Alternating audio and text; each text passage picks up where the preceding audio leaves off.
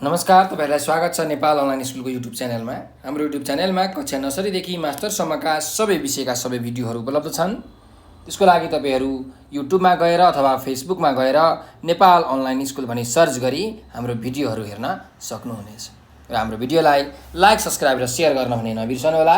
सधैँ चाहिँ म कृष्णदास हजुरहरुको अगाडि उपस्थित भइसकेको छु र आज म तपाईहरुलाई कक्षा 10 को नेपाली विषयको चाहिँ यो 2074 सालमा जुन सोधिएको छ RE106 BC भन्ने जुन यो कोड भएको सेट क्वेशन्सहरू सल्भ गर्न गइरहेको छु। र आज चाहिँ हामी प्रश्न नम्बर 10 देखि सुरु गर्छौं, किनकि प्रश्न नम्बर 1 देखि प्रश्न नम्बर 9 सम्म जुन व्याकरणका अभ्यासहरू छन् ती हामीले अगाडिको भिडियोमा गरिसकेका छौं, हेरिसकेका छौं। मैले त्यसको भिडियो बनाएर युट्युबमा हालिसकेको छु, तपाईहरुले त्यो भिडियो हेर्न सक्नुहुन्छ। त्यसोभए ढिला नगरिकन सुरु गरौं आजको हाम्रो शैक्षिक सत्र कक्षा नम्बर प्रश्न नम्बर 10 मा के भनेको छ भन्दाखेरि दिएको अनुच्छेद पढी सोधिएका प्रश्नको उत्तर दिनुहोस् भनेर भनेको छ। त्यो अनुच्छेद पढौं हामी पहिला। पुर्खाहरूले चलाएको र आफ्नो भन्दैमा सबै कुरा राम्रो हुन्छ भन्ने केही छैन। कतिपय कुरा राम्रा हुँदाहुँदै पनि समय क्रममा ती यथावत रहन सक्दैनन्। विगतमा त्यति बेलाको आर्थिक प्रणाली, सामाजिक सम्बन्ध, राजनीतिक व्यवस्था आदिका आधारमा बनेका रीतिरिवाज, चालचलनहरू आज उपयुक्त नहुन सक्छन्। हिजोको जस्तो घर व्यवहार, रहनसहन, खानपान आज उपयुक्त नहुन सक्छ। हिजो माटाका घर थिए, अब सिमेन्टका बन्न थाले। चुलो चौकाको स्थान डाइनिङ टेबलले लिन थाल्यो। शहरीकरणसँगै घरघरै गाईबस्तु पाल्न सम्भव भएन। हिजो बिहानै उठेर घर लिप्नु पर्थ्यो, अब पुस्नु पर्छ। काठका पिराको स्थान कुर्सीले लिएको छ। विगतमा महिलाहरूलाई घरको काममा मात्र लगाइन्थ्यो, अब महिला पनि पुरुष र बाहिरका काममा व्यस्त हुन थालेका छन्। साथै पुरुषहरू पनि महिला सरह घरका काममा व्यस्त हुन थालेका छन् भनेर एउटा अनुच्छेद यहाँ दिएको छ। र यहाँ हामीलाई 5 वटा प्रश्नहरू छन्। यी प्रश्नहरूको उत्तर हामीले लेख्नुपर्ने छ। त जाउँ हाम्रो पहिलो प्रश्नमा। पुर्खाहरूले चलाएको प्रचलन किन आज परिवर्तन भएको होला भनेर भनेको छ। जुन पुर्खाहरूले चलन चलाएका थिए त्यो अहिलेको समयमा आएर किन परिवर्तन भयो त भन्दा पुर्खाहरूले चलाएको घर व्यवहार, रहनसहन, खानपान आदि प्रचलनमा चाहिँ समय क्रममा के भयो त परिवर्तन हुँदै गयो है। समय क्रममा सधैँ उपयुक्त नभएकाले तिनीहरू परिवर्तन भएका हुन्। त तपाईले लेख्न सक्नुहुन्छ। यहाँ हेर्नुस्, पुर्खाहरूले चलाएको घर व्यवहार, रहनसहन, खानपान आज उपयुक्त नभएकाले, हैन, समय क्रममा सधैँ उपयुक्त नहुने भएकाले चाहिँ आज परिवर्तन भएको होला भनेर हामीले लेख्न सक्छौं है। अब अर्को प्रश्नमा जाउँ। विगत र वर्तमानका महिला बीच के फरक छ भनेर भनेको छ। विगत र वर्तमानका महिला बीच के फरक छ भने काम गराई, विगतका महिलाहरूले काम गर्ने तरिका र अहिलेका महिलाहरूले काम गर्ने तरिका फरक छ। त्यस्तै गरिकन दैनिकीमा पनि फरक छ, दिनचर्यामा पनि फरक छ। त हामीले यसको उत्तर लेख्न सक्छौं। विगत र वर्तमानका महिला बीच काम गराई एवं दैनिकीमा नै फरक छ। यसरी है। अब अर्कोमा जाउँ। माथि रेखाङ्कित शब्दहरू पुर्खाहरूलेमा कारक तथा माटाकामा विभक्ति पहिचान गरी लेख्नुहोस् भनेर भनेको छ। अब यहाँ जुन शब्द छ पुर्खाहरूले, यसमा कुन कारकको प्रयोग भएको छ भन्दा यसमा कर्ता कारकको प्रयोग भएको छ। कसरी? पुर्खाहरूले, कसले? पुर्खाहरूले। कर्ता कारक भनेको के हो त भन्दाखेरि कुनै पनि वाक्यमा काम गर्ने व्यक्ति जो छ उसलाई कर्ता भनिन्छ। त पुर्खाहरूले, कसले भन्दा पुर्खाहरूले, त काम गर्ने को भए? पुर्खाहरू भए। त्यही भएर यहाँ कर्ता कारक छ। अर्को जाउँ। माटाका भन्ने शब्दमा कुन विभक्ति छ भनेर भनेको छ। त कुन विभक्ति? यहाँ हेर्नुस्, का भन्ने एउटा यहाँ विभक्ति छ है। कोकाकी, रोरारी, नोनानी यी भनेका के हुन् त? षष्ठी विभक्ति हुन्। के विभक्ति अरे? षष्ठी विभक्ति। त्यही भएर यो माटाका भन्ने जुन शब्द छ यसमा षष्ठी विभक्ति छ। ल अब अर्को प्रश्नमा जाउँ। सहरीकरणसँगै घर घरै गाईबस्तु पाल्न सम्भव भएन भन्ने वाक्यलाई मिश्र वाक्यमा परिवर्तन गर्नुहोस् भनेर भनेको छ। अब यो एउटा सरल वाक्य छ, यसलाई मिश्र वाक्यमा हामीले परिवर्तन गर्नुपर्नेछ। मिश्र वाक्यमा के हुन्छ भन्दाखेरि जुन, जुन त्युन, होइन, जो जे, जब तब, यस्ता खालके पदावलीहरूको प्रयोग हुन्छ। त सहरीकरणसँगै घर घरै गाईबस्तु पाल्न सम्भव भएन, यो वाक्यलाई मिश्र वाक्यमा परिवर्तन गर्दा के हुन्छ भने जब सहरीकरण हुन्छ तब घर घरै गाईबस्तु पाल्न सम्भव हुँदैन। जब सहरीकरण हुन्छ तब घर घरै गाईबस्तु पाल्न सम्भव भएन, हुँदैन, जे लेखे पनि तपाईँहरूले हुन्छ है त। अर्कोमा जाउँ। माथिको अनुच्छेदमा प्रयोग भएका विगत र बाहिर शब्दका विपरीतार्थी शब्द पहिचान गरी वाक्यमा प्रयोग गर्नुहोस् भनेर भनेको छ। अब यो विगत भनेको पहिले बितिसकेको कुरालाई हामी विगत भनेर भन्छौँ है, र नयाँ आउने कुरालाई हामी के भन्छौँ त भविष्य भनेर भन्छौँ। त विगतको उल्टो के हुने रहेछ त भविष्य, अथवा यसलाई हामी के भन्न सक्छौँ भन्दाखेरि आगत पनि भन्न सक्छौँ। विगतको उल्टो आगत, आगत भनेको पनि भविष्य नै हो। त्यस्तै गरिकन बाहिर शब्दको विपरीतार्थी शब्द तपाईँलाई थाहा छँदैछ, भित्र, बाहिरको भित्र, होइन। अब तपाईँले चाहिँ यो शब्दहरूको प्रयोग गरेर वाक्य बनाउनु पर्यो। यो भविष्य भन्ने शब्द अथवा आगत भन्ने शब्द, त्यस्तै भित्र भन्ने शब्दको प्रयोग गरेर वाक्य बनाउनु पर्यो। त्यसैले एउटा वाक्य बनाउन सक्छु, हेर्नुहोस्। भविष्यको लागि मेहनत गरेर आफ्नो कर्ममा सधैँ लाग्ने मानिसको भविष्य उज्जवल हुन्छ भनेर यसरी हामीले वाक्य बनाउन सक्छौँ। ठिक छ ल। त्यस्तै गरिकन यहाँ अर्को शब्द छ भित्र भन्ने शब्द। अब यो भित्र भन्ने शब्दको हामीले प्रयोग गरेर वाक्य बनाउनु पर्नेछ। त्यसैले मैले आफ्नो घरभित्र बिरालो पालेको छु, यसरी पनि तपाईँहरूले वाक्य बनाउन सक्नुहुन्छ, होइन। अथवा बुवा भाइसँग रिसाउँदै मुरमुरिएर घरभित्र पस्नु भयो, यसरी पनि तपाईँहरूले वाक्य बनाउन सक्नुहुन्छ है ल। अब हामी अर्को अभ्यासमा जाउँ। अर्को 11 नम्बरको यहाँ प्रश्न के छ भने तलको गद्यांश पढी सोधिएका प्रश्नको उत्तर लेख्नुहोस् भनेको छ। अब यो गद्यांश हामी पढौँ अनि यहाँ तल चाहिँ 5वटा प्रश्नहरू छन्, ती प्रश्नहरूको हामीले उत्तर लेख्नुपर्नेछ। अल्लोको कपडाले बजार पाउन थालेपछि सोलुखम्बुको छेस्काम लगायतका क्षेत्रमा अल्लोको कपडा बुन्ने क्रम बढेको छ।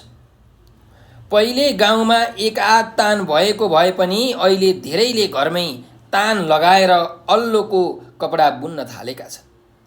कोदो मकै फल्ने जग्गामा समेत अहिले अल्लोको खेती थालिएको छेस्कामका विमल कुमारी कुलुङले बताउनु भयो। अल्लोको कपडाले बजार पाउनुका साथै माग बढ्न थालेपछि अहिले गाउँमा अल्लो समूह नै गठन गरिएको छ। पहिले बाँझो रहेको स्थानमा अहिले अल्लोको बिरुवा उत्पादन भइरहेको छ। साथै भएको बिरुवा संरक्षणका लागि अल्लो समूहको सक्रियता रहेको चन्द्रकला कुलुङले बताउनु भयो। अल्लो संरक्षण गर्न अहिले एउटा अल्लोको मुना टिप्नेलाई 50 रुपियाँसम्म जरिवाना गर्न थालिएको छ। अल्लोको मुना खानका लागि टिप्ने चलन रहेकाले यस्तो व्यवस्था गरिएको हो। पहिले बजार नपाएसम्म युवाहरू अल्लोको कामलाई घृणा गर्थे भने पाकाहरूले वस्त्रको रूपमा केहीले लगाउने गरेका थिए। तर अहिले युवा पुस्ताले पनि अल्लो खेती गरेर फाइदा लिइरहेको रत्नमणि कुलुङले बताउनु भयो। घाँस दाउरा तथा गाईबस्तु चराउन जाँदा समेत अल्लो अर्थात् एक किसिमको सिस्नुबाट धागो निकाल्दै गरेको देखिन्छ। यसले समयको सदुपयोग समेत भएको सामतेलवा देहोम अल्लो समूह छेस्कामका अध्यक्ष लक्ष्मीमाया कुलुङको भनाइ छ। आधुनिक फेसनले पुराना कपडाहरू विस्थापित गरेको भए पनि अल्लोको कपडाको बजार भने बढेको छ। यसलाई व्यवस्थित गर्न सके छेस्काम गुदेल लगायतका गाविसमा राम्रो आमदानी गर्न सक्ने त्यहाँका बासिन्दाहरू बताउँछन् भनेर यहाँ एउटा अनुच्छेद लेखिएको छ अल्लोको जुन महत्त्व छ त्यसको बारेमा। त यहाँ पहिलो प्रश्न छ अल्लोको खेती कहाँ भएको छ भनेर भनेको छ। त अल्लोको खेती सोलुखम्बुको छेस्काम लगायतका ग्रामीण क्षेत्रमा भएको छ। अल्लोको खेती सोलुखम्बुको छेस्काम लगायतका ग्रामीण क्षेत्रमा भएको छ। यसरी हामीले उत्तर लेख्न सक्छौँ। ठिक छ। ल अब अर्को प्रश्नमा जाउँ। बुढापाकाहरूले कसरी अल्लोबाट फाइदा लिन्थे भनेर भनेको छ। अब बुढापाकाहरूले चाहिँ यहाँ वस्त्रको रूपमा लगाउने गरेको थिए भनेर हामीले लेख्न सक्छौँ है। यसरी फाइदा लिइरहेका थिए। त बुढापाकाहरूले अल्लाका लुगा लगाएर युवा पुस्तालाई समेत आकर्षित गरी अल्लोबाट फाइदा लिन्थे भनेर हामीले यसको उत्तर लेख्न सक्छौँ। बुढापाकाहरूले कसरी अल्लोबाट फाइदा लिन्थे भन्दा बुढापाकाहरूले अल्लाहका लुगा लगाएर युवा पुस्तालाई समेत आकर्षित गरी अल्लोबाट फाइदा लिन्थे भनेर हामीले यसको उत्तर लेख्न सक्छौँ है त। अब अर्को प्रश्नमा जाउँ। अल्लोको संरक्षणका लागि कस्तो प्रयास गरिएको छ भनेर भनेको छ। जुन अल्लो भन्ने जुन यहाँ बिरुवा छ त्यसको संरक्षण गर्नका लागि चाहिँ कस्तो प्रयास भएको छ भनेर हामीलाई यहाँ प्रश्नमा सोधिएको छ है। यसको उत्तर पनि यही छ। चाहिँ यो अल्लोको बिरुवा संरक्षणका लागि अल्लो समूहको चाहिँ गठन भएको छ। सक्रिय रूपमा तिनीहरू लागेका छन्।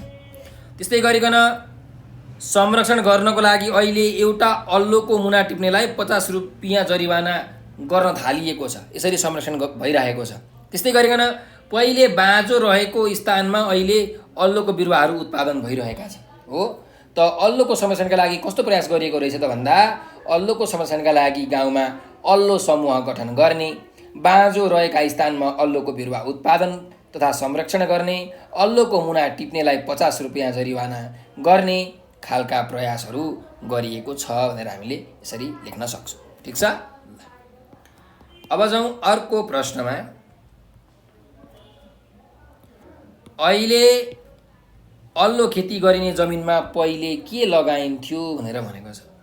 त अहिले अल्लो खेती गर्ने जमिनमा पहिले कोदो, मकै जस्ता बिरुवाहरू लगाइन्थ्यो अनि बाँझो पनि रहन्थे। कति त बाँझो पनि रहन्थे हो। त त्यही कुरा दुईटा कुरालाई हामी यहाँ जोडेर लेख्नु पर्यो कि अहिले अल्लो खेती गरिने जमिनमा पहिले कि त बाँझै हुन्थे कि त कोदो मकै जस्ता बिरुवाहरू लगाइन्थ्यो भनेर हामीले यसरी उत्तर लेख्न सक्छौँ है।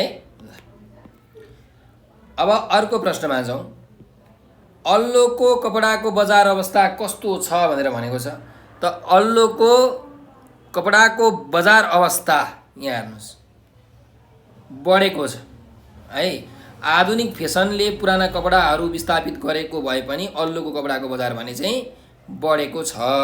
त्यसैले अल्लोको कपडाको बजार अवस्था पहिलेको तुलनामा निकै राम्रो भएको छ भनेर हामीले यसरी उत्तर लेख्न सक्छौँ। ठिक छ। ल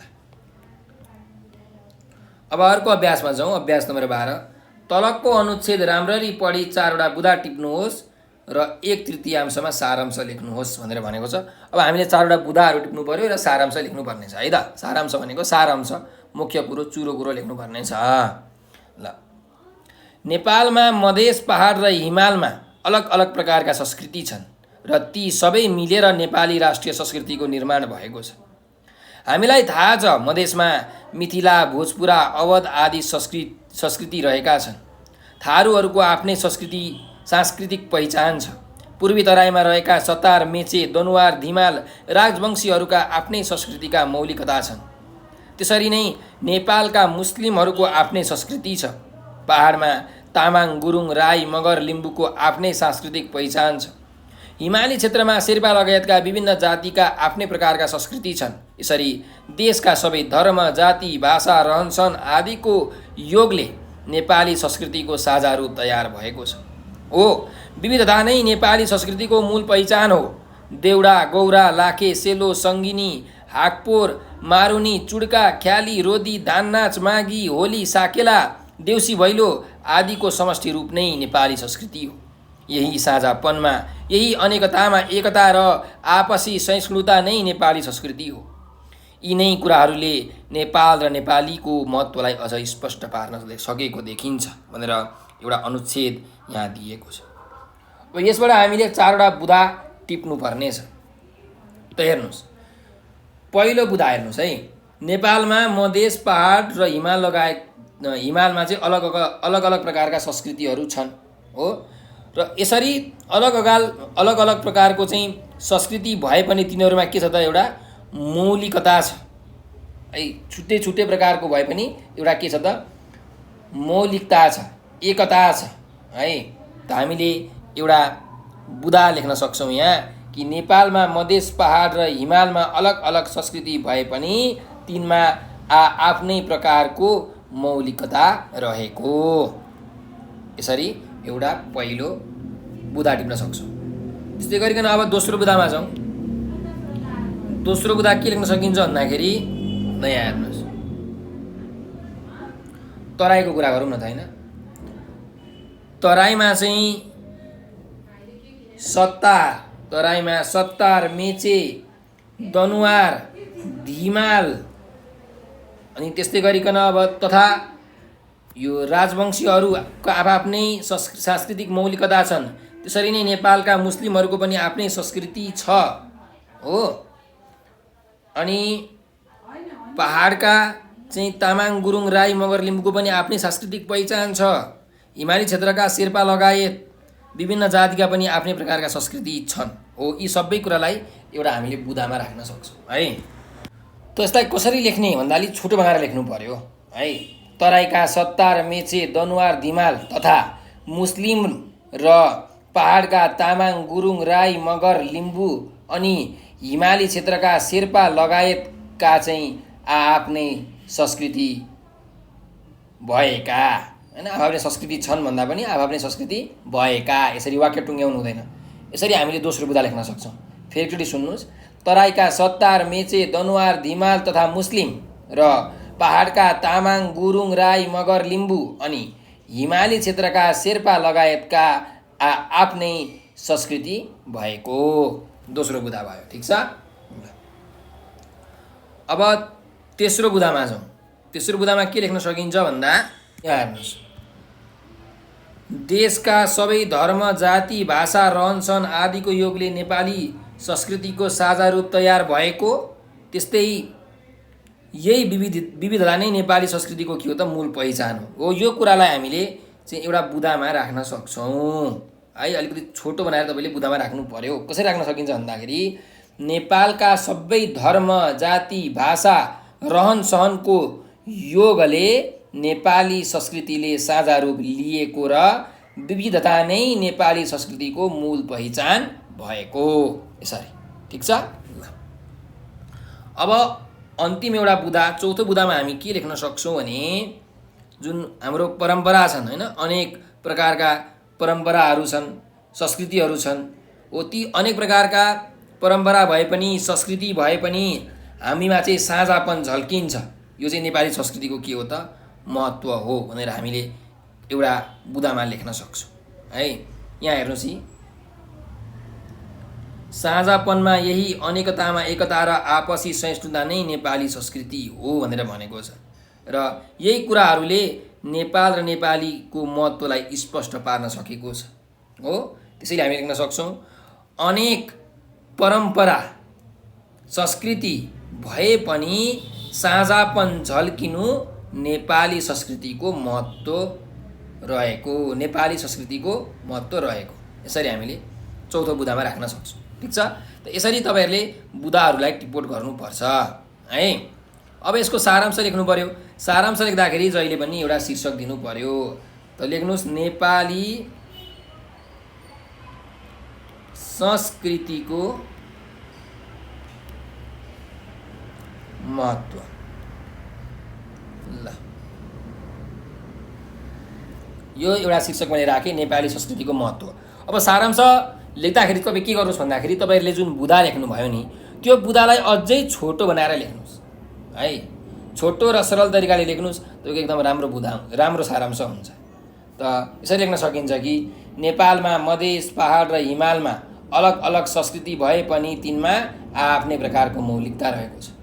तराईमा बसोबास गर्ने सत्तार, मेचे, दनुवार, धिमाल तथा मुस्लिम र पहाडका तामाङ, गुरुङ, राई, मगर तथा हिमाली क्षेत्रका शेर्पा लगायतका समुदायले आफ्नै संस्कृति अवलम्बन गरेको भए तापनि उपर्युक्त जात जाति धर्म भाषा आदिको योगले नेपाली संस्कृतिले साझा रूप अवलम्बन गरेको छ।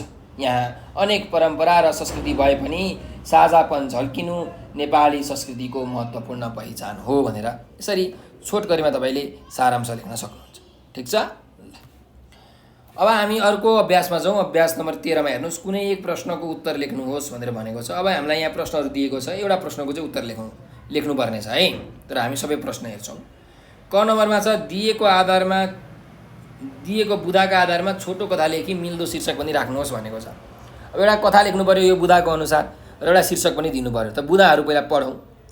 कुनै ठाउँमा एउटा ज्यादै लोभी मानिस हुनु, कसैलाई पनि केही नदिनु, आफू अरूसित माग्नु, सधैँ गाउँ घर डुलेर पेट भर्नु, गाउँलेहरू उसको व्यवहार देखेर आजित हुनु, देख्ने बित्तिकै केही न केही दिनुपर्ने भएकाले देखेर पनि नदेखे झैँ गर्नु, एक दिन चिप्लेर गहिरो खाल्डोमा पर्नु, बाहिर आउन प्रयत्न गर्दा नसक्नु, हार गुहार गर्दै आफूलाई बाहिर निकाल्न सबैसँग अनुरोध गर्नु, कसैले उसको हात समातेर बाहिर निकाल्न उसको हात माग्नु, आफ्नो हात नदिनु, एउटा ज्ञानी व्यक्तिले आफ्नो हात दिनु, हात समाउनु र बाहिर आउनु, केही लिनका लागि केही दिन पनि सक्नुपर्छ भन्ने सन्देश।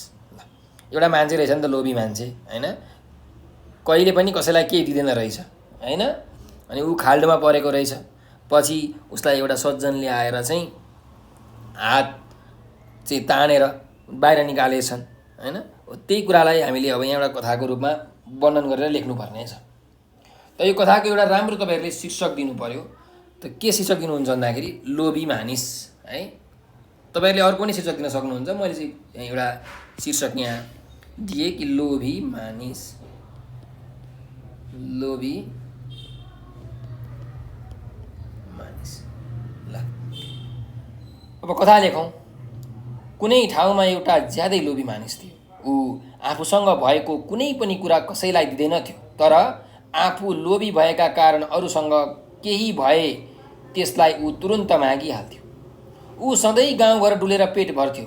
आफू मेहनत नगर्ने अनि खाली मागेर दिक्क लगाउने उसको बानी देखेर गाउँलेहरू आजित भएका थिए। उसलाई देख्यो कि केही न केही दिनै पर्ने बाध्यता गाउँलेहरूले बेहोर्नु पर्न थालेको थियो।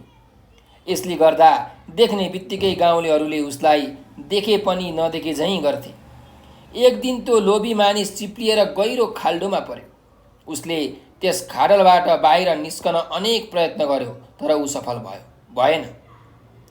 अन्तिममा उसले भन्यो, गुहार गुहार गुहार, मलाई बचाउनुहोस्, म ठुलो आपतमा परे, मलाई खाडलबाट निकाली बचाउन अनुरोध गर्दछु।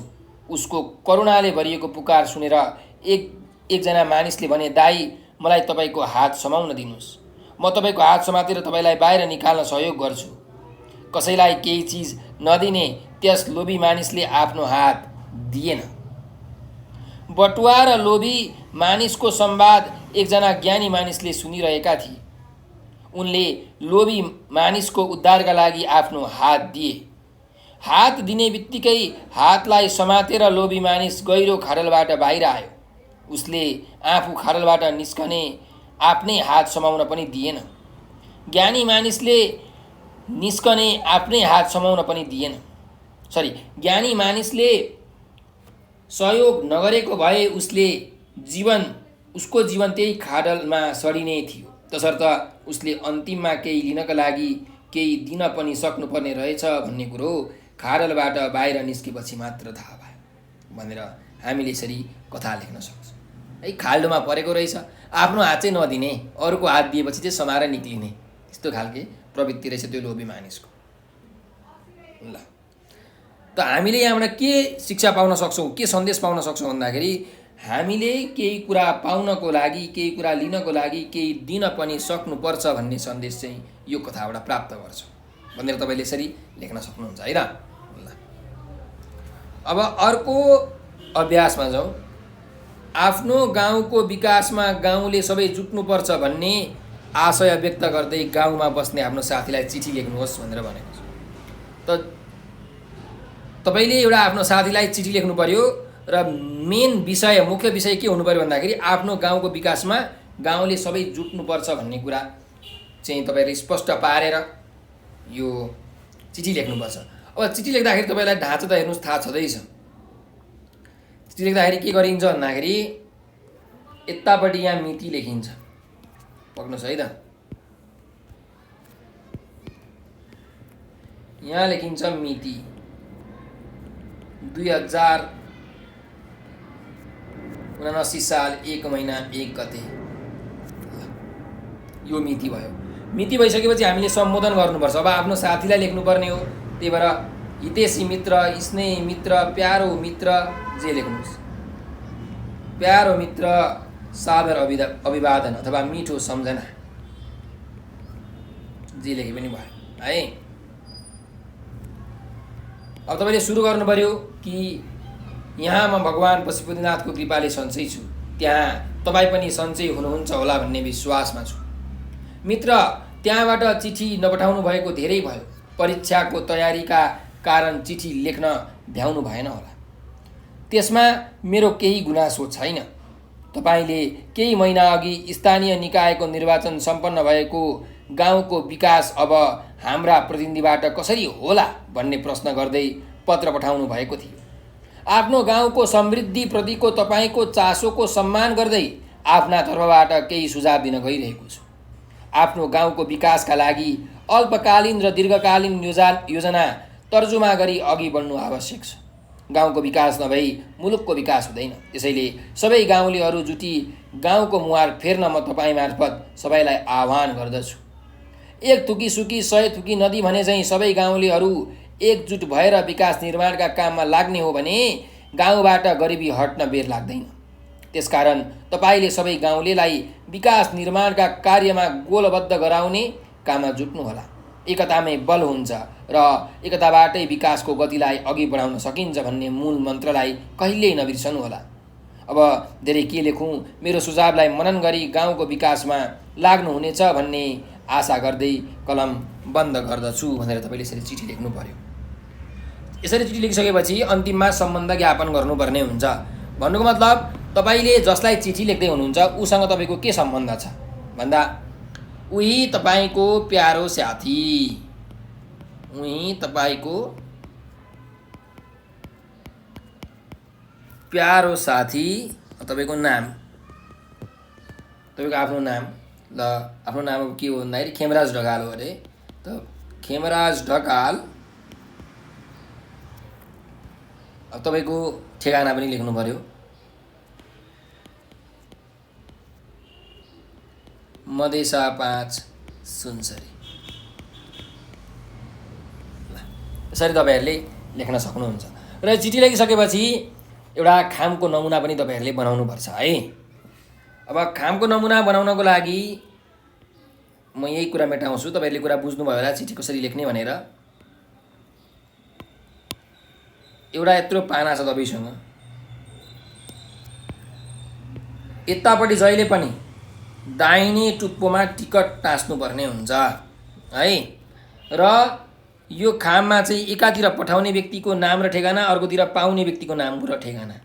पठाउनेलाई प्रेषक भनिन्छ, पाउनेलाई प्रापक भनिन्छ। यहाँ प्रेषकको नाम लेख्नु पर्यो, कसले चिठी पठाएको, र ठेगाना लेख्नु पर्यो। त्यस्तै प्रापकको पनि नाम र ठेगाना तपाईँहरूले लेख्नु पर्यो। ठिक छ। यसरी चाहिँ तपाईँहरूले यो चिठी खामको नमुना पनि बनाउन सक्नुहुन्छ र यस प्रकार चिठी पनि हामीले अन्त्य गर्न सक्छौँ है। ल अब अर्को अभ्यासमा जाउँ। कुनै एक उद्धरणको सप्रसङ्ग व्याख्या गर्नुहोस् भनेर भनेको छ। यहाँ हामीलाई उद्धरणहरू दिएका छन्, कुनै कविताबाट, कुनै चाहिँ निबन्धबाट, कुनै कथाबाट तपाईँहरूलाई सोध्न सक्छन्। अब यी उद्धरणहरूको चाहिँ हामीले के गर्नु पर्यो भन्दाखेरि व्याख्या गर्नु पर्यो। सप्रसङ्ग व्याख्या भनेको यो जुन हरफ छ अथवा भनाइ छ अथवा वाक्य छ त्यो चाहिँ नेपाली किताबको होइन, कति कक्षाको कुन किताबको कुन पाठबाट लिएको, यसका लेखक को हुन्, ती कस्ता खालके लेखक हुन्, त्यो जुन पाठबाट यो हरफहरू लिएको छ, पङ्क्तिहरू लिएको छ, त्यो पाठले भन्न खोजेको मुख्य सन्देश के हो र यो जुन कुराहरू यहाँ भनाइहरू आएको छ ती भनाइहरू कुन प्रसङ्गमा कति बेला के गर्दाखेरि पाठमा आएका हुन् हो त्यो सुरुमा तपाईँले पृष्ठभूमिमा छोटो परिचय दिनुपर्ने हुन्छ अनि बल्ल विषयमा प्रवेश गरेर विषयलाई व्याख्या विश्लेषण गर्नुपर्ने हुन्छ। त यो धेरै मार्क्सको पनि होइन, 4 मार्क्सको हो, त्यही भएर तपाईँले कम्तीमा पनि 1.5 पेज चाहिँ यसको लेख्न सक्नुहुन्छ है। अब जाउँ पहिलो हाम्रो यहाँ हेर्नुहोस् एउटा यो हरफ छ, पंक्ति छ हैन। यो चाहिँ कविताबाट लिएको हो। दर दर दर के अमित कनिका पिउन लागिन् धराले, उफ्री नाची चल बिटप हो पाउने छौ जराले। यो जुन पंक्ति छ यो पंक्ति चाहिँ हाम्रो कक्षा 10 को नेपाली किताबको चाहिँ वर्षा भन्ने कविताबाट लिएको हो। त माथि दिएका सुन्दर एवं भावपूर्ण पंक्तिहरू कवि लक्ष्मीप्रसाद देवकोटा 1966-2016 द्वारा लिखित वर्षा शीर्षकको कविताबाट उद्धृत गरिएको। मानवतावादी एवं प्रकृति प्रेमी कवि देवकोटाले उक्त कवितामा प्रकृतिमा पाइने सुन्दरता र उपयोगितामा यो हिट हुने मानवको परिकल्पना गरिएको छ। वर्षाका विभिन्न क्रियाकलाप र त्यसको धरतीसँगको मिलनमा देखिने सृजनात्मक अनुभूतिलाई मूल रूपमा यस कवितामा प्रस्तुत गरिएको छ। वर्षाकालमा पानी परिरहेका बेला प्रकृति जगतले आनन्दको उत्सव मनाइरहेको कुरा प्रस्तुत गर्ने सन्दर्भमा कविले माथिका पंक्ति प्रस्तुत गरेका हुन्। वर्षा ऋतुका बेला आकाशबाट पानी दरदर गरी दर्किरहेको हुन्छ। पानीको निरन्तर दर्किने प्रक्रियासँगै ससाना वर्षाका कणरूपी असीमित कणिकाले धरतीलाई सिंचित गरिरहेका छन्। निरन्तर वर्षा हुँदा धरती सुखी र आनन्दित बनेकी छन्। उनी पानीको प्यास मेट्न लागेकी छन्। धरतीलाई हराभरा बनाउने र सञ्चित गर्ने काम वर्षाले गरिरहेकी हुन्छन्। आकाशबाट पानी बर्सिनु, धरतीले त्यसलाई पिउनु प्रकृति जगतका सुन्दर क्रियाकलापहरू हुन्। उता रुखहरू खुसीले उफ्रिरहेका र नाचिरहेका देखिन्छन् भने जराले पनि आफूलाई आवश्यक पर्ने महत्त्वपूर्ण कुरा पाइरहेको हुन्छ। वर्षाले ल्याउने आनन्दको बहार त्यसले धरती र प्रकृति जगतमा पार्ने प्रभावलाई कविले विभिन्न प्रकारका तत्सम शब्दहरू, अनुकरणात्मक शब्दहरू र सरल नेपाली शब्द चयन गरेर प्रस्तुत गरेका छन्। मन्दाक्रान्ता जस्तो शास्त्रीय छन्द र अन्त्यानुप्रास युक्त अभिव्यक्तिका कारण प्रकृति प्रेम सम्बन्धी भाव यहाँ सशक्त र प्रभावकारी रूपमा प्रस्तुत गरिएको छ भनेर तपाईहरुले यसको सप्रसङ्ग व्याख्या गर्न सक्नुहुन्छ। त्यस्तै गरिकन यहाँ अर्को एउटा वाक्य छ, हेरौँ ख नम्बरमा। उस्तै र उत्रै उत्रै भए पनि प्रत्येक भुँडीको बेग्लै आयतन हुन्छ र नैवेद्य ग्रहणका तरिकाहरू विभिन्न किसिमका हुन्छन् भनेर एउटा यहाँ वाक्य दिएको छ। त यो माथि दिएको सारगर्भित अभिव्यक्ति नेपाली वाङ्मय क्षेत्रका हास्य व्यङ्ग्य निबन्धकारका रूपमा सुपरिचित व्यक्तित्व भैरव अर्यालद्वारा लिखित जय भुडी शीर्षकको निबन्धबाट साभार गरिएको। अनेकौं विकृति विसङ्गतिप्रति तीव्र व्यङ्ग्य गर्दै निबन्ध सिर्जना गर्ने अर्याल भुडीको सामान्य प्रसङ्ग कोट्याएर समाजमा हुने शोषण र विभेदलाई सशक्त रूपमा चिरफार गर्न सफल भएका छन्। भुडीको प्रकृति एकै प्रकारको हुने भए पनि त्यसले ग्रहण गर्ने तरिकाहरू फरक फरक हुने गर्छन् भन्ने सन्दर्भमा निबन्धकारले उक्त अंश प्रस्तुत गरेका हुन्। भुडी प्राय सबैको उस्तै र उत्रै हुने गर्छ। आकारमा खासै भुडीहरू फरक हुन्नन्, तर पनि प्रत्येक भुडीको बेग्लै आयतन हुने गर्छ। समाजका हाँडी घोप्टे र घ्याम्पे भुडीले टाक्कन टुक्कन र ठण्डाराम भुडीलाई दुःख दिनसम्म दिएका हुन्छन्। यही असमानताले गर्दा समान र उत्रै भुडी भए पनि उच्च वर्गले निम्न वर्गका मानिसको शोषण गरिरहेका हुन्छन्। त्यसैले भुडीको आयतन फरक हुने गर्छ।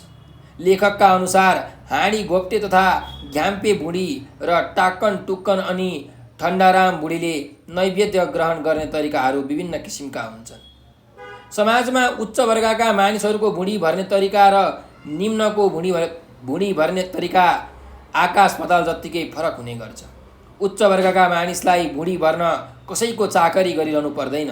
निमुखाहरूको शोषण गरेर भुँडी भर्न पाउँदा उसले आनन्द मान्छ भने निम्न वर्गका भुँडीहरूले अनेक अपमान र तिरस्कार सहँदा सहँदै पनि भोक भोकै बस्नुपर्ने बाध्यता छ। यस्तो विषम परिवेशको सिर्जना गर्ने प्रमुख कारक तत्त्व भनेको हाम्रो सामाजिक संरचना नै हो। यस्तो असमान सामाजिक संरचनाको अन्त्य नभएसम्म समाजमा विभेद कायमै रहने कुरामा दुई मत हुनै सक्दैन। समाजमा अनेकौं असमानताहरू विद्यमान छन्। तिनको अन्त्य नभएसम्म स्वस्थ समाजको कल्पना गर्न सकिन्न। तर समाजमा नजानिदो तरिकाबाट शोषणका जालो फैलिरहेको छ।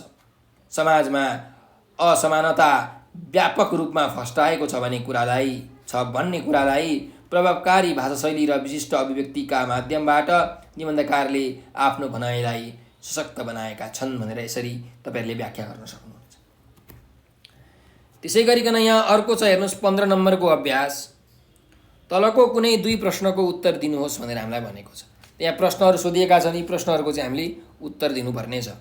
पहिलो प्रश्न छ, हेरौँ। तलको कथांश पढी अन्त्यमा सोधिएका प्रश्नको उत्तर दिनुहोस्। ल यो कथांश हामी पढौँ है त। यो कथांश चाहिँ हामीलाई हाम्रो नेपाली किताबको यो जन्मभूमि भन्ने कथाबाट यहाँ दिएको छ। ल हेरौँ है। लक्ष्मण अरू केही भन्न खोज्दै थिए। विभीषण अलिक उत्तेजित भएर बिचमै बोले, म यो राज्यको शासन गर्न योग्य छैन। म लङ्काको राजा हुन्न। राजा हुनका लागि पराई गुहारेर आफ्नै दाजु भतिज र आफन्तहरू मारेको कलङ्क म बोक्न चाहन्न। यो राज्यको हक अब तपाईँहरूको हो। तपाईँहरूले जितेको राज्य तपाईँहरूले नै चलाउनुहोस्। म सहयोग गरौँला भनेर एउटा यहाँ विभीषणको भनाइ दिएको छ। र हामीलाई यहाँ पुछारमा प्रश्नहरू छन् दुईटा। पहिलो प्रश्न छ, विभीषण लङ्काको राजा हुन नचाहनुको कारण के थिए भनेर भनेको छ। जुन विभीषण थिए, रावणका भाइ विभीषण, उनी चाहिँ लङ्काको राजा हुन नचाहनुको कारणहरू के हुन् भनेर हामीलाई यो प्रश्नमा सोधिएको छ। ठिक छ। ल अब यसको उत्तर लेखौँ है त हामीहरू। रावणका भाइ विभीषण सत्य र न्यायका पक्षपाती थिए। राम र रावणको युद्धमा आफ्ना दाजुहरू, भतिजाहरू र थुप्रै आफन्तहरू मारिएका थिए। उनी सत्य र न्यायका पक्षपाती भएका कारण त्यस युद्धमा रामका पक्षमा लागेका थिए र अन्त्यमा सत्यको विजय भएको थियो। राम आदिको सहयोगले लङ्कामाथि विजय भएको हो। लङ्काका लागि राम पराई थिए। पराईको सहयोग लिएर लङ्का विजय गरेको कारण विभीषण लङ्काको राजा हुन चाहँदैन थिए। एक त उनी लङ्काको राजा हुन अभोगी रहेको ठान्थे भने अर्कातिर पराई गुहारेर आफ्नै दाजु भतिज र आफन्तहरू मारेको कलङ्कका साथ राजा हुन ठिक नहुने उनको तर्क थियो। आफ्नो स्वच्छ छवि र सत्यका पक्षमा उभिएकाले विभीषण लङ्काको राजा हुन नचाहेका हुन् भनेर हामीले यसको उत्तर लेख्न सक्छौँ। त्यस्तै अर्को प्रश्न छ, विभीषण कस्तो विचार र स्वभावका व्यक्ति थिए भनेर भनेको छ। विभीषण असल विचार र असल स्वभावका व्यक्ति थिए, असल स्वभाव भएका व्यक्ति थिए। उनी सत्य र न्यायका पक्षपाती थिए। लङ्काको विजयपछि लक्ष्मणले उनलाई त्यहाँको राजा हुन आग्रह गरे पनि उनले त्यसलाई अस्वीकार गरे। उनले आफूलाई लङ्काको राजा हुन अस्वीकार मात्र गरेनन्, आफू पराई गुहारेर राजा भएको दोष लाग्ने डरले पनि अस्वीकार गरे। लङ्काको राजा हुँदा आफूलाई दाजु भतिज र आफन्तहरू मारेर राजा भएको भन्ने कलङ्क लाग्छ भनी उनी राजा हुन चाहेनन्। उनले जसले जितेको हो उसैले राजा हुनु राम्रो हो भनी म पूर्ण सहयोग गरौँला भनेर वचन दिए। यसरी विभीषण अत्यन्त सरल, त्यागी, दूरदर्शी र अरूको सम्मान गर्न चाहने स्वभावका व्यक्ति थिए भन्ने कुरा स्पष्ट गर्न सकिन्छ अथवा स्पष्ट हुन्छ भनेर तपाईँहरूले यसको उत्तर लेख्न सक्नुहुन्छ। अब हामी अर्को प्रश्नमा जाउँ। ख नम्बरमा के भनिएको छ भने तलको कवितांश पढी अन्त्यमा सोधिएका प्रश्नको उत्तर दिनुहोस् भनेर भनेको छ। त यहाँ हामीलाई कक्षा 10 को नेपाली किताबको म सडक बोल्दैछु भन्ने जुन कविता छ, पारिजातले लेख्नुभएको त्यो कविताको एउटा सानो अंश यहाँ दिएको छ। मलाई झुर सडक खत्तम र रद्दी सडक भन्नेहरू, आफूलाई कुखुराको गुलाबी फुल सम्झेर सुरक्षित घुमफिर गर्नेहरू, जसलाई सोध्नु पर्ने हो उहीसँग सोध सडक किन यस्तो भयो। मलाई मात्र सरापिएर भएन, म लाञ्छित, थकित र शब्दहीन सडक बोल्दैछु। म लाञ्छित, थकित र शब्दहीन सडक बोल्दैछु भनेर यसरी एउटा कवितांश दिएको छ। अब यहाँ हामीलाई प्रश्न छ, हेर्नुहोस्, पहिलो प्रश्न छ सडकका बारेमा कोसँग सोध्नु उपयुक्त हुन्छ भनेर हामीलाई यहाँ भनिएको छ। त पारिजातद्वारा लिखित म सडक बोल्दैछु कवितामा सडकको पीडालाई मानवीकरण गरी प्रस्तुत गरिएको छ। सडकले मानिसका गलत क्रियाकलापका कारण दुर्दशा भोग्नु परेको छ। सडक आफै निर्जीव वस्तु भए पनि उसलाई मानिसहरूले झुर, खत्तम, रद्दी आदि भनेर गाली गरिरहेका हुन्छन्। सडकको यस्तो दयनीय अवस्थाका बारेमा सडकसित नभई मानिससित चाहिँ सोध्नु उपयुक्त हुन्छ भनेर हामीले यसको उत्तर लेख्न सक्छौँ। अब हामी अर्को प्रश्नमा जाउँ। सडकको अवस्था कस्तो रहेको छ भन्दा सडकको अवस्था अत्यन्त नाजुक छ। उसको दयनीय अवस्थालाई देखेर मानिसहरू उसप्रति सहानुभूति राख्नुको सट्टा झुर सडक, खत्तम, रद्दी भन्दै गाली गर्छन्। आफूलाई अत्यन्त सफा र भलादमी सम्झेर आफैले बनाएको सडकलाई गाली गर्दै गाडीमा सयर गर्ने मानिसप्रति सडक मर्मत गर्नु, त्यसको स्तर उन्नति गर्नेतिर ध्यान कसैले दिएको छैन। फलतः सडकको अवस्था अत्यन्त कमजोर र नाजुक रहेको छ भनेर हामीले यसको उत्तर लेख्न सक्छौँ। त्यसै गरी भाइ बहिनीहरू अब अर्को नम्बरमा जाउँ। ग नम्बरमा के छ भने तलको जीवनीको अंश पढी अन्त्यमा सोधिएका प्रश्नको उत्तर दिनुहोस् भनेर भनिएको छ। त एउटा जीवनी पढौँ। यो क्लारा जेटकिनको जीवनीबाट चाहिँ साबर गरिएको अंश हो। महिला आन्दोलन र मजदुर आन्दोलनकी अग्रणी क्लाराको शिक्षा सम्बन्धी धारणा पनि महत्त्वपूर्ण मानिन्छ। आफू संलग्न राजनीतिक दलको मुखपत्रको सम्पादक भएर काम गर्दा त्यस पत्रिका मार्फत उनले शिक्षा सम्बन्धी आफ्ना मान्यताहरू अगाडि सारिन्। त्यसबेला धार्मिक शिक्षाको प्रचलन थियो। उनी धार्मिक शिक्षाको सट्टा वैज्ञानिक तथा व्यवहारिक शिक्षाको पक्षपाती थिइन्। उनले महिला शिक्षाका साथै सहशिक्षाका बारेमा आफ्ना धारणा राखिन्। सहशिक्षाबाट लैङ्गिक विभेद कम हुन्छ भन्ने उनको विचार थियो भनेर यसरी एउटा जीवनीको अंश दिएको छ। यहाँ पहिलो प्रश्न छ क्लाराको शिक्षा सम्बन्धी धारणा कस्तो थियो। त एक सचेत र सङ्घर्षशील नारीका रूपमा परिचित क्लारा जेटकिनको शिक्षा सम्बन्धी धारणा महत्त्वपूर्ण थियो। धार्मिक शिक्षा दिएर समाजलाई पछाडि धकेलिरहेको बेला धार्मिक शिक्षाको साटो वैज्ञानिक तथा व्यवहारिक शिक्षा लागू गर्नुपर्छ भन्ने धारणा उनले अघि सारेकी थिइन्। यस्तै उनले महिला शिक्षाको साथै सहशिक्षाको धारणालाई पनि प्रभावकारी रूपमा उठाइन्। उनले सहशिक्षाबाट लैङ्गिक विभेद कम हुने धारणा अघि ल्याएर शिक्षामा नयाँ सोच ल्याइन्। यसरी शिक्षाकै माध्यमबाट समाजमा चेतना ल्याई सामाजिक परिवर्तन गर्न सकिन्छ भन्ने क्लाराको शिक्षा सम्बन्धी अत्यन्त महत्त्वपूर्ण धारणा थियो भनेर हामीले यसको उत्तर लेख्न सक्छौँ। त्यसै गरिकन अर्को प्रश्न छ धार्मिक शिक्षाको सट्टा क्लाराले वैज्ञानिक व्यवहारिक शिक्षामा जोड दिनुको कारण के थियो भनेर भनेको छ। त क्लारा जेटकिनी एक सचेत र सङ्घर्षशील नारी थिइन्। धार्मिक शिक्षाको विरोधी नभए पनि धार्मिक शिक्षा समाज परिवर्तनको बाधक हो भन्ने उनलाई लागेको थियो। त्यसैले उनले धार्मिक शिक्षाको सट्टा वैज्ञानिक तथा व्यवहारिक शिक्षामा जोड दिइन्। वैज्ञानिक तथा व्यवहारिक शिक्षाले मान्छेलाई यथार्थमा बाँच्न सिकाउने र अन्धविश्वास तथा कुप्रथा हटाई वैज्ञानिक दृष्टिकोणका आधारमा समाजलाई परिवर्तन गर्न र जनशक्तिको विकास पनि गर्न सकिने हुनाले क्लारा जेटकिनले धार्मिक शिक्षाको सट्टा वैज्ञानिक तथा व्यवहारिक शिक्षामा जोड दिएकी हुन् भनेर हामीले लेख्न सक्छौँ। अब भाइ बहिनीहरू अर्को प्रश्नमा जाउँ। प्रश्न नम्बर 16मा नेपालमा बसेर केही गर्न सकिँदैन भन्ने सङ्कीर्ण सोचाइ बोकेर विदेश पलायन हुनेहरूका निम्ति सन्दुक रुइत एक आदर्श दृष्टान्त बनेका छन् भन्ने भनाइप्रति आफ्नो तर्क प्रस्तुत गर्नुहोस् भनेर भनेको छ। यहाँ यो जुन प्रश्न सोधिएको छ तपाईँहरूलाई सन्दुक रुइतको जीवनीबाट चाहिँ यो प्रश्न सोधिएको र नेपालमा बसेर केही पनि गर्न सकिँदैन हैन।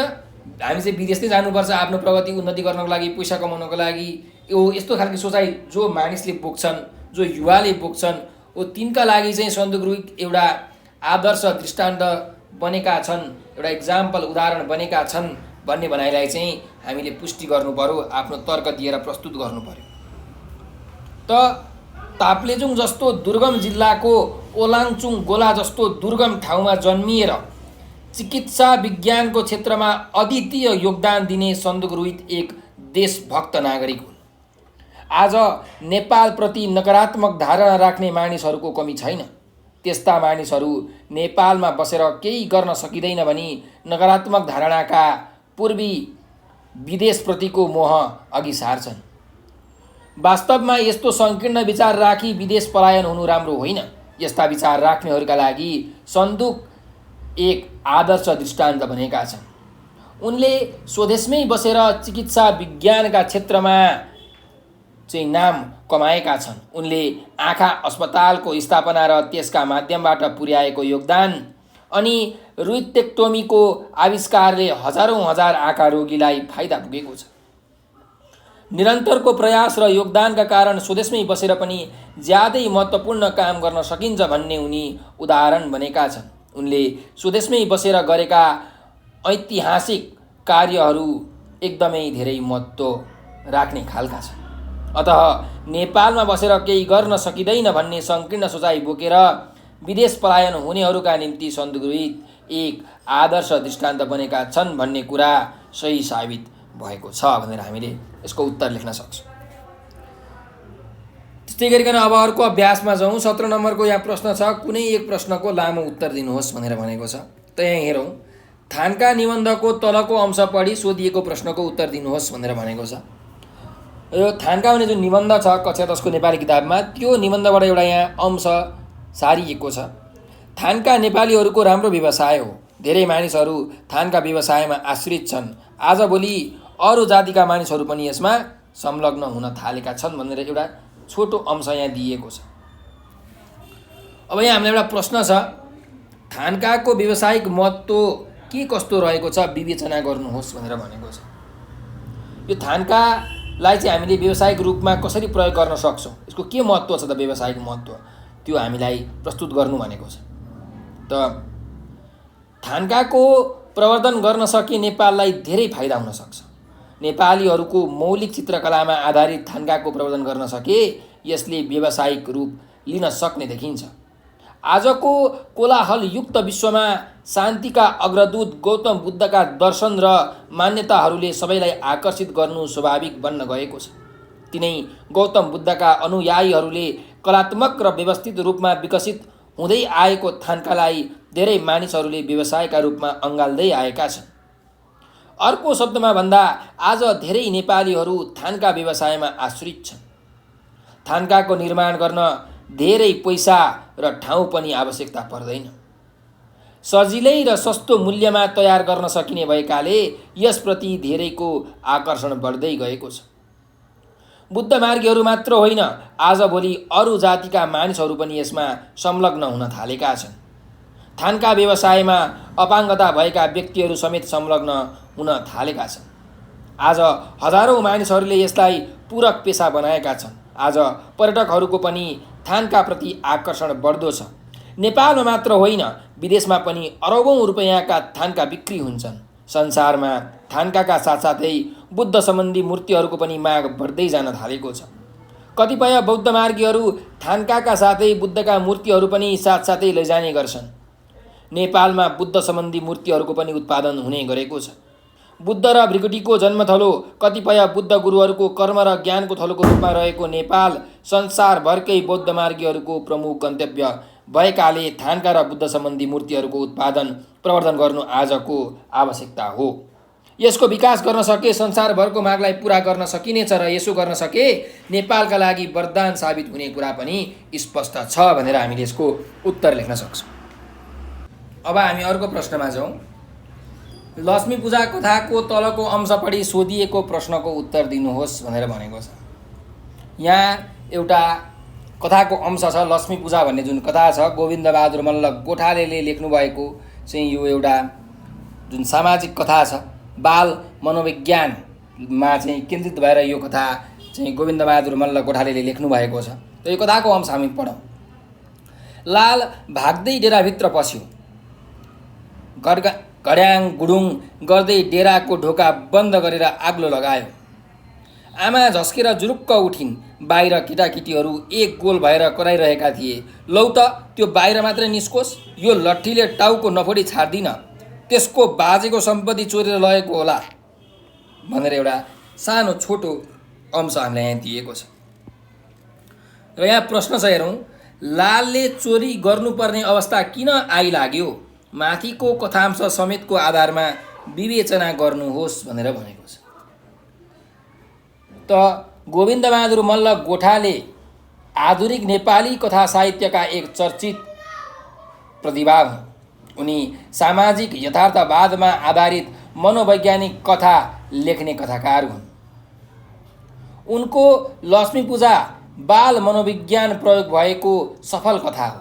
काठमाडौँको निम्न वर्गीय पारिवारिक जीवनसँग सम्बन्धित यस कथामा बालकहरूका सरल भावनालाई अभिव्यक्त गरिएको छ। काठमाडौँको कुनै टोलमा तिहारको रमझम सुरु भएको छ। त्यस टोलको एउटा गरिब परिवारमा बिरामी आमा र बालक छोरो लाल मात्र छन्। तिहारको सामान बोकेर आउने जानेको ताँती धेरै छ। सबैतिर रमाइलो तिहार छाएको छ। तर ती आमा छोराको घरमा आर्थिक दुरावस्था र गरिबीको जालोले ढाकेको छ। साहु महाजनको सेवा नगरी दैनिक गुजारा चलाउन नसक्ने आमा छोराको घरको आर्थिक अवस्था ज्यादै नै नाजुक छ। त्यसमा पनि आमा 15 दिनदेखि बिरामी परेर सुतेकी छिन्। लक्ष्मी पूजाको दिन छर छिमेकमा केटाकेटीका आमा बुवाले लक्ष्मी पूजाका लागि सामग्री जुटाउँछन् र लक्ष्मीको पूजा गर्दछन्। चारैतिर यस्तो रमाइलो र उज्यालो छाएको बखतमा बिरामी आमाको छोरो लाल आफ्नो थोत्रो अँध्यारो घरलाई चहकिलो बनाउन उत्साहित भएको प्रसङ्गलाई बडो मार्मिक रूपमा यस कथामा प्रस्तुत गरिएको छ। चारैतिरको उल्लासमय वातावरणमा लक्ष्मी पूजा गर्न तम्सिएको लालको मनोकांक्षा आर्थिक अभावका कारण पुरा हुन सक्दैन। समाजको आर्थिक असमानताको शिकार बनेको लाल आफ्नो लक्ष्मी पूजा गर्ने तीव्र इच्छालाई चोरी गरेरै भए पनि पुरा गर्ने अठोट गर्छ। उसले सामान चोरी गरेर ल्याउँछ। चोरी गरेर फर्किँदा ऊ भाग्दै डेराभित्र पस्छ। ऊ डरका कारण ढोका लगाएर बस्छ। उसलाई पछ्याउँदै आउने केटाहरूले कारबाही गरेरै छाड्ने कुरा गर्छन्। यसरी आर्थिक असमानता भएको दुरावस्थाका कारण लालले चोरी गर्नुपर्ने अवस्था आइलागेको हो। वास्तवमा समाजको आर्थिक असमानता, आमा बिरामी हुन र उसका बुवाले पारिवारिक दायित्व पुरा नगरेका कारणले नै लालले चोरी गर्नुपर्ने अवस्था आइलागेको हो भनेर हामीले यसको उत्तर लेख्न सक्छौँ। त्यसै गरिकन अब अर्को अभ्यास हेरौँ। अभ्यास नम्बर 18मा छ यहाँ तलको कुनै एक शीर्षकमा कम्तीमा 150 शब्दसम्मको निबन्ध लेख्नुहोस् भनेर भनेको छ। त यहाँ शीर्षकहरू छन्। यी शीर्षक मध्ये कुनै एउटा शीर्षकमा तपाईँले चाहिँ निबन्ध लेख्नुपर्ने छ। 150 शब्द चाहिँ कम्तीमा हुनै पर्यो र यो 8 अङ्कमा तपाईँहरूलाई सोधिएको छ। पहिलो शीर्षक छ राष्ट्रप्रति मेरो दायित्व। त मेरो आधार भनेको मेरो राष्ट्र हो। मलाई मेरी आमाले चाहिँ आश्रय दिएर हुर्काउने काम मेरो राष्ट्रले गरेको छ। मलाई थाहा छ जसले आफूलाई उपकार गर्छ ऊप्रति कहिल्यै कृतज्ञ हुनु हुँदैन। कृतज्ञता मेरो शरीरमा बगेको रक्त सञ्चार हो। मेरो राष्ट्र मेरो पहिचान हो र राष्ट्र बिना मेरो पहिचान स्वतः समाप्त हुन्छ। मेरो राष्ट्र भूपरिवेष्टित छ। यसका आफ्नै विशेषताहरू छन्। असीमित प्राकृतिक सम्पदा र सरल स्वभावका मेहनती मानिसहरू भएको मेरो राष्ट्रले संसारसँग प्रतिस्पर्धा गर्न सकेको छैन। यसको प्रमुख कारण भनेको प्राकृतिक रूपमा मेरो राष्ट्र धनी भए पनि आर्थिक रूपमा त्यति सबल र सुदृढ हुन सकेको छैन। पहिलो कुरो, मेरो राष्ट्रमा उपयोगी शिक्षा नीतिको अभाव छ। पढे लेखेर बेरोजगारहरू उत्पादन भइरहेका छन्। स्वावलम्बी व्यावसायिक र प्राविधिक शिक्षाको अभावका कारण विद्यार्थीहरूको समय र सिप दुवै खेर गइरहेको छ। म मेरो राष्ट्रमा उपयोगी शिक्षा नीतिका बारेमा बहस गर्छु र त्यसको कार्यान्वयनका लागि पहल गर्छु। यो मेरो दायित्व पनि हो। शिक्षा नीति जस्तै यहाँ स्थिर एवं पारदर्शी सुशासनको अभाव छ। भ्रष्टाचार जति नियन्त्रण हुनुपर्ने हो त्यति भएको छैन। म भ्रष्टाचारीको पहिचान गरी त्यसको रोकथामका लागि अग्रसर हुन्छु र सुशासनका पक्षमा आवाज उठाइरहन्छु। मेरो राष्ट्रमा उद्योग कल कारखानाको अभाव भए पनि पर्यटनको राम्रो पूर्वाधार र अथाह जलस्रोत छ। यस्ता कुरामा मेरो ज्ञान, सिप र समय लगाउँछु। यसलाई मेरो दायित्व सम्झिएको छु। वास्तवमा राष्ट्र समृद्ध भएपछि आफू पनि समृद्ध भइन्छ। राष्ट्रको ख्याति भएपछि आफ्नो पनि इज्जत बढ्छ। त्यसैले मैले संसारका अरू कुरामा लोभिनुभन्दा कसरी हुन्छ मुलुकको स्थायी विकासका लागि आफूलाई समर्पित गर्ने जमर्को गरेको छु। दायित्व बोध अरूका कारणले भन्दा पनि आफूभित्र स्वतः जन्मिनुपर्छ। हो, कतिपय स्वार्थी व्यक्ति वा शासकका कारण मेरो राष्ट्रले विकासको सही दिशा लिन सकेको छैन। तर म जस्ता हजारौँ युवाहरूमा चेतना फैलाएर राष्ट्रको विकासप्रति आफूलाई उत्तरदायी बनाउने कुरामा म सधैँ सचेत छु। शिक्षा, स्वास्थ्य, प्रशासन, यातायात, पर्यटन, उद्योग आदि हरेक क्षेत्रमा मेरो सकारात्मक भूमिका रहन्छ। म राम्रा कुराको समर्थन र नराम्रो कुराको विरोध गर्दै राष्ट्रिय स्वाभिमान र विकासका लागि आफूलाई सच्चा सेवकका रूपमा प्रस्तुत गरिरहन्छु। यही नै मेरो राष्ट्रप्रतिको दायित्व हो भन्ने कुरा हृदयदेखि नै मैले मान्दै आएको छु। मेरो मन्त्र भनेकै जननी जन्मभूमिश्च स्वर्गादपि गरीयसी भन्ने हो। त्यसैले मलाई जन्म दिने आमा चाहिँ स्वर्गभन्दा पनि प्यारो हुन्छ। त्यसैले म आफ्नो राष्ट्रप्रतिको जुन कर्तव्य छ, जुन दायित्व छ, त्यसलाई जसरी पनि पुरा गर्छु भनेर यसरी तपाईँहरूले निबन्ध लेख्न सक्नुहुन्छ। अब अर्को शीर्षकमा जाउँ। स्वस्थ जीवनको आधार पौष्टिक आहार। स्वास्थ्य नै जीवनको पहिलो धन हो। स्वस्थ मानिसका लागि संसारमा जेसुकै कुरा सम्भव छ, तर अस्वस्थका लागि संसारमा केही पनि सम्भव छैन। स्वस्थ मानिसका हरेक अङ्गहरू सक्रिय, सबल र ऊर्जाशील हुन्छन्। त्यसैले स्वस्थ मानिसले नै चाहेका काम सजिलै पुरा गर्न सक्दछ। शरीरभित्रका हरेक अङ्गहरूमा स्वस्थताका लागि पौष्टिक आहार आवश्यक हुन्छ। पौष्टिक आहारकै माध्यमबाट शरीरमा रोग लाग्न सक्दैन र लागे पनि नियन्त्रण गर्न मद्दत पुग्दछ। स्वस्थ र दीर्घ जीवनका लागि पौष्टिक वा स्वास्थ्यवर्धक आहार अनिवार्य हुन्छ। शरीरका अङ्गहरूलाई पुष्ट तुल्याउन उपयुक्त आहारमा ध्यान दिनु जरुरी छ। खास गरी दुध, दही, फलफुल, हरियो सागपात, विषादी रहित खानेकुरा, माछामासु, गेडागुडी र स्वच्छ निर्मल पानी आदिको सेवनबाट शरीरलाई पुष्ट तुल्याउन सकिन्छ। कुन समयमा कसरी कुन वस्तुको सेवन गर्ने हो भन्ने नियम अनुशासनबाट मात्र पौष्टिक आहारको परिणाम राम्रो हुने गर्दछ। आफ्ना करेसाबारीदेखि खेत खलाहरू वा बजारबाट समेत पौष्टिक आहारको जोहो गर्न सकिन्छ। त्यसका लागि आफूभित्र म पौष्टिक आहार नै ग्रहण गर्छु, अरू थोक गर्दिनँ भन्ने अठोट अत्यन्त आवश्यक हुन्छ। संसारका मानिसहरू खान नपाएर भन्दा पनि खान नजानेर मरेका छन् भन्ने गरिन्छ। वास्तवमा पौष्टिक विषादी रहित आहार भन्दा पनि स्वादिला र नसालु आहारहरूको प्रयोग बढ्दो छ। मानिसलाई तत्काल मिठो र उत्तेजक तुल्याउने आहारको खाँचो भएझैँ देखिन थालेको छ। भविष्यसम्म पर्खिने र पौष्टिक आहारको उपयोग गर्ने प्रवृत्ति घट्दो क्रममा छ। मानिसले ऋताहार, हिताहार र मिताहारका सम्बन्धमा बुझ्ने चेष्टा गर्न छोडेका छन्। तारेका माछामासु, बजारिया मसालदार खानेकुरा, पिरो अमिलो र स्वादिलो वस्तु तथा खास गरी रूप, रङ र गन्धका पछाडि लाग्ने प्रवृत्ति वात्तै बढेको छ। यसबाट मानिसमा मधुमेह, हृदयघात, मोटोपन्ना, उच्च रक्तचाप, क्यान्सर तथा क्षयरोग आदिको असर देखा पर्न थालेको छ।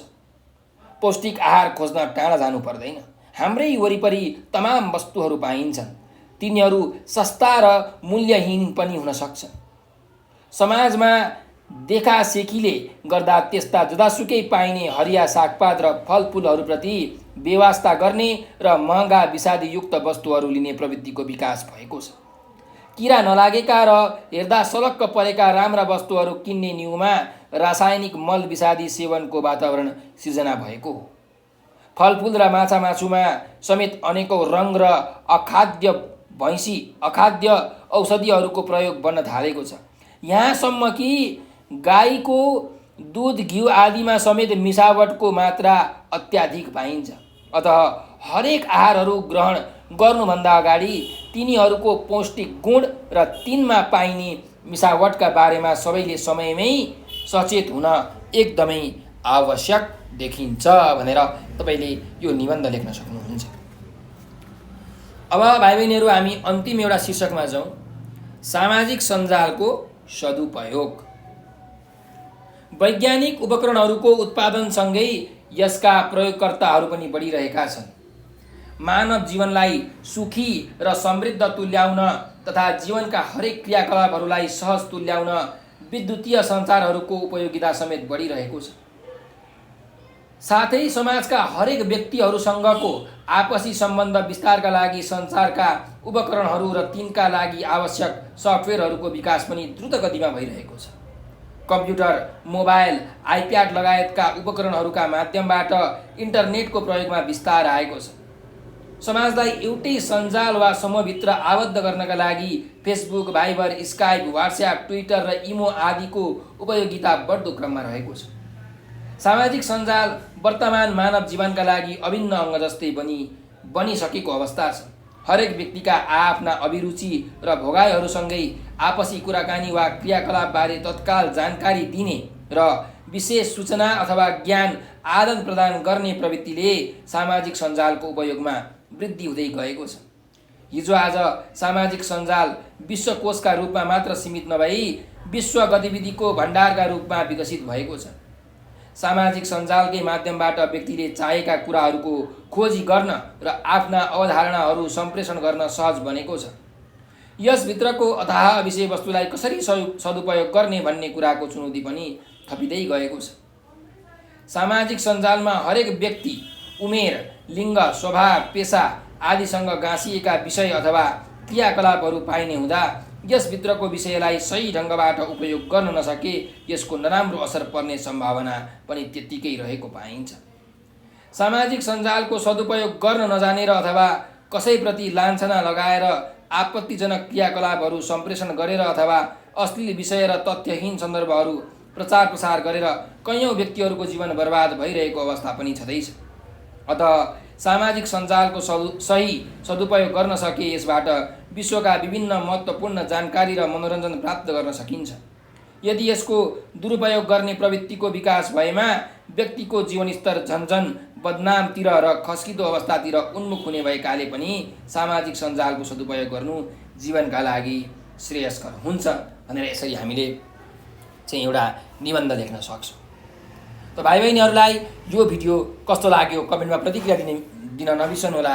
यदि तपाईँहरूले केही कुरा बुझ्नुभएको छैन, जान्नुभएको छैन, मनमा केही जिज्ञासाहरू उत्पन्न भइरहेको छ, तपाईँहरूलाई समस्या आइपरेको छ, तपाईँलाई नोट्सहरू पिडिएफहरू चाहिएको छ भने यो नम्बर एउटा याद राख्नुहोस्, 9849595895 9845955895 हो। यो नम्बरको भाइबर, टेलिग्राम र व्हाट्सएपमा हामीलाई तपाईँहरूले म्यासेज गरेर आफ्नो समस्या भन्न सक्नुहुन्छ। साथसाथै हजुरहरूले हामीलाई टिकटक, फेसबुक, ट्विटर र इन्स्टाग्राममा पनि फलो गर्न सक्नुहुन्छ। टिकटकमा, फेसबुकमा, ट्विटर र इन्स्टाग्राममा नेपाल अनलाइन स्कुल लेखेर सर्च गर्नुहोस् र हामीलाई फलो गर्नुहोस्। हामीले त्यहाँ नेपाली विषयको मात्रै होइन, science, compulsory math, optional math, English, इतिहास, सामाजिक लगायत सम्पूर्ण एसीका सब्जेक्ट्सहरूको चाहिँ ओल्ड क्वेसनका सोलुसनको भिडियो बनाएर हालेका छौँ। तपाईँहरूलाई एसीमा सोधेका प्रश्नहरूको सोलुसनको भिडियो बनाएर हालेका छौँ। मोडल क्वेसन सेटहरूका सोलुसनको भिडियो बनाएर हालेका छौँ। हजुरहरूलाई सजिलो बनाउनको निम्ति च्याप्टर वाइज क्वेसनका सोलुसनको भिडियो बनाएर हालेका छौँ। भेरी सर्ट, लङ क्वेसन सबैका चाहिँ भिडियो बनाएर हालेका छौँ।